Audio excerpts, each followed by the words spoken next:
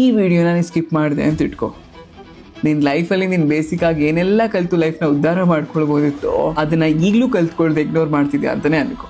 So better ಈ ವಿಡಿಯೋನ save ಮಾಡಿ ಇಟ್ಕೋ, ಇಲ್ಲ ಡೌನ್ಲೋಡ್ ಮಾಡಿ ನಿನ್ನ ಫೋನ್ ಗ್ಯಾಲರಿಲಿ ವಿಡಿಯೋನ ಇಟ್ಕೋ. ಸೊ ನಿನ್ನ ಲೈಫಲ್ಲಿ ಇಂಪ್ರೂವ್ ಆಗೋದಕ್ಕೆ ಮೊದಲು ಮಾಡಬೇಕಾಗಿರುವಂಥ ಕೆಲಸ, ಯೂಶಲಿ ನೀನು ಫೋನಲ್ಲಿ ಅಲಾರಾಮ್ ಇಡ್ತೀಯಾ ಅಲ್ವಾ?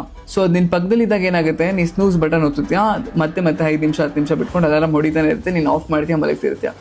ಆದರೆ ನೀ ಸ್ನೂಸ್ ಪ್ರೆಸ್ ಮಾಡಬಾರ್ದು ಅನ್ನೋದಾದರೆ ಆ ಅಲಾರಾಮ್ ಇಟ್ಟಿರೋ ಫೋನ್ ಏನಿದೆಯೋ ಅದನ್ನು ಸ್ವಲ್ಪ ದೂರದಲ್ಲಿಡು, ನೀನು ಎದ್ದು ಹೋಗಿ ಆಫ್ ಮಾಡೋ ಅಷ್ಟು. ಇವಾಗ ನಿನಗೆ ಡಾಕ್ಟರ್ ತುಂಬ ಚೆನ್ನಾಗಿ ನೀರು ಕುಡಿ ಅಂತ ಹೇಳಿರ್ತಾರೆ, ಅಥವಾ ಸಮ್ಮರಲ್ಲಿ ಕೂಡ ನಿನಗೇನೆ ಅನ್ಸಿರುತ್ತೆ ಜಾಸ್ತಿ ನೀರು ಕುಡಿಬೇಕು ಅಂತ, ಬಟ್ ಸ್ಟಿಲ್ ನೀರು ಕುಡಿಯೋಕ್ಕೂ ಕೂಡ ಸೋಂಬೇರಿತನ ಮಾಡ್ತಿರ್ತೀಯ. ಸೊ ಇದಾಗಬಾರ್ದು ಅಂದರೆ ಯಾವಾಗ್ಲೂ ಕೂಡ 1-2 ಬಾಟಲ್ ನೀರನ್ನ ನೀನು ಎಲ್ಲಿ ಕೂತ್ಕೊಂಡು ಕೆಲಸ ಮಾಡ್ತಿರ್ತೀಯೋ, ನಿನ್ನ ಕಣ್ಣು ಕಾಣಿಸೋ ಜಾಗದಲ್ಲಿ, ಕೈಗೆ ಎಟಕ್ಸೋ ಜಾಗದಲ್ಲಿ ನೀರಿನ ಬಾಟಲ್ನ ತುಂಬಿಸಿ ಇಟ್ಕೋ. ಆ್ಯಂಡ್ ಯಾವಾಗ ಕುಡಿಬೇಕು ಅನ್ಸುತ್ತೆ ತಕ್ಷಣಕ್ಕೆ ಎತ್ಕೊಂಡು ಕುಡಿಬೋದು. ಇಲ್ಲಿ ನೀರಿಲ್ಲ ಬಿಕಾಸ್ ನಾನು ಇಲ್ಲೇ ಇಟ್ಕೊಂಡಿದ್ದಕ್ಕೆ ಕುಡಿದು ಖಾಲಿ ಮಾಡಿದ್ದೀನಿ, ಮತ್ತೆ ತುಂಬಿಸ್ಕೊಳ್ತೀನಿ ನಾನು.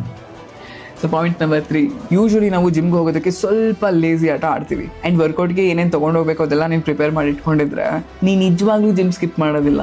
ಇದು ನಿನಗೆ ಚಿಕ್ಕ ವಿಷಯ ಅನ್ನಿಸ್ಬೋದು, ಬಟ್ ಟ್ರೈ ಮಾಡಿ ನೋಡು. ನಾಳೆ ಬೆಳಗ್ಗೆ ಹೋಗೋದಕ್ಕೆ ಇವಾಗಲೇ ರೆಡಿ ಮಾಡಿ ಇಟ್ಕೊಂಡು ಮ್ಯಾಜಿಕ್ ಆಗುತ್ತೆ. ಮತ್ತು ನೀನು ಕೆಲಸ ಮಾಡೋ ಜಾಗ, ಆಫೀಸ್ ಆಗಿರ್ಬೋದು ಅಥವಾ ನಿನ್ನ ಮನೇಲಿ ರೂಮಲ್ಲಿ ಆಗಿರ್ಬೋದು, ಸಂಪೂರ್ಣವಾಗಿ ಕ್ಲೀನ್ ಮಾಡಿಟ್ಕೋ. ಆರ್ಗನೈಸ್ಡ್ ಆಗಿರಲಿ, ಏನೇನು ಬೇಕೋ ಅಷ್ಟೇ ಇರಬೇಕು. ಮತ್ತೆ ಎದ್ದು ಓಡಾಡೋ ರೀತಿ ನೀನು ಮಾಡ್ಕೊಳ್ಬೇಡ.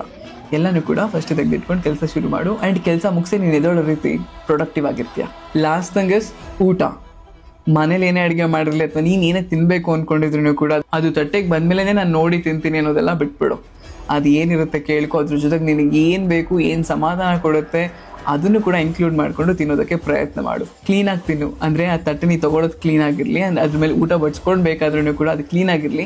ನಿನ್ನ ಕಣ್ಣಿಗೆ ಅದು ಒಳ್ಳೆ ಪ್ರೆಸೆಂಟೇಷನ್ ಆಗಿರಬೇಕು. ಸೊ ಅವಾಗ ಏನಾಗುತ್ತೆ, ನಿನ್ನ ಮನಸ್ಸಿಗೆ ತೃಪ್ತಿ ಆಗುತ್ತೆ. ಆ್ಯಂಡ್ ನಿನ್ನ ಬ್ರೈನ್ಗೂ ಸಹ ನೀನು ಎಷ್ಟು ಆರ್ಗನೈಸ್ಡ್ ಆಗಿದೆ ಅನ್ನೋದು ಗೊತ್ತಾಗುತ್ತೆ. ಸೊ ದಿಸ್ ಇಸ್ ಹೌ ನೀನು ನಿನ್ನ ಬದುಕನ್ನ ಒಳ್ಳೆ ರೀತಿಯಾಗಿ ರೂಪಿಸ್ಕೊಳ್ಳೋದು ಚಿಕ್ಕ ಚಿಕ್ಕ ಹವ್ಯಾಸಗಳಿಂದ. ಸೊ ಇದನ್ನು ಆದಷ್ಟು ಫಾಲೋ ಮಾಡೋಕ್ಕೆ ಪ್ರಯತ್ನ ಮಾಡು. ಪ್ರತಿದಿನವೂ ಕೂಡ ಮಿಸ್ ಮಾಡಬೇಡ. ಆ್ಯಂಡ್ ಪ್ರತಿ ಸರಿ ಊಟ ಮಾಡಬೇಕಾದ್ರೆ ಗಮನ ಕೊಟ್ಟು ಊಟ ಮಾಡು, ಕಾನ್ಷಿಯಸ್ ಆಗಿ. ಓಕೆ, ಇನ್ನೂ ತುಂಬ ವಿಚಾರಗಳಿದೆ ನಿನ್ಗೆ ಹೇಳ್ಕೊಡೋದಕ್ಕೆ. ಪ್ರತಿದಿನ ಕೂಡ ನಾನು ಹೇಳ್ಕೊಡ್ತಿರ್ತೀನಿ. ಸೊ ಫಾಲೋ ಮಾಡೋದನ್ನು ಮರಿಬೇಡ. ನಾನು ಆಗಲೇ ಹೇಳಿದ್ದೀನಿ, ಇದನ್ನು ಸೇವ್ ಮಾಡಿ ಇಟ್ಕೊ, ಇಲ್ಲ ಡೌನ್ಲೋಡ್ ಮಾಡಿ ಇಟ್ಕೊಂಡು.